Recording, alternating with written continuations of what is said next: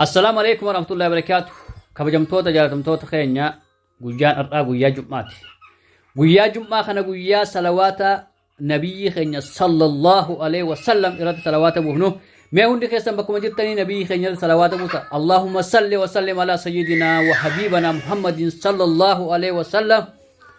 اللهم صل وسلم على سيدنا محمد وعلى آل سيدنا محمد. اللهم صل وسلم على سيدنا وحبيبنا محمد. اللهم صل وسلم على سيدنا حبيبنا محمد. اللهم صل وسلم على سيدنا محمد وعلى آل سيدنا محمد.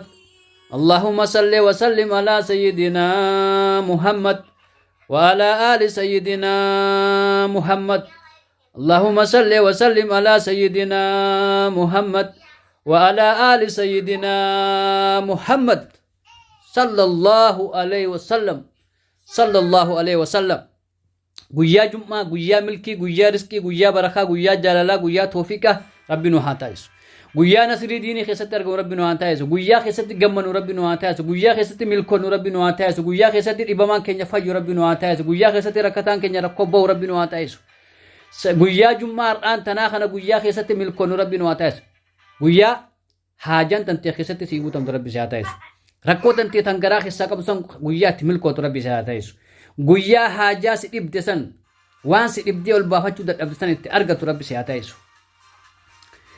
إن الله وملائكته يصلون على النبي يا أيها الذين آمنوا صلوا عليه وسلموا تسليما. ربنا هامل كيسو guyyaa kana gartee guyyaa nasrii diinii keessatti argamu rabbi nu haa taasisu.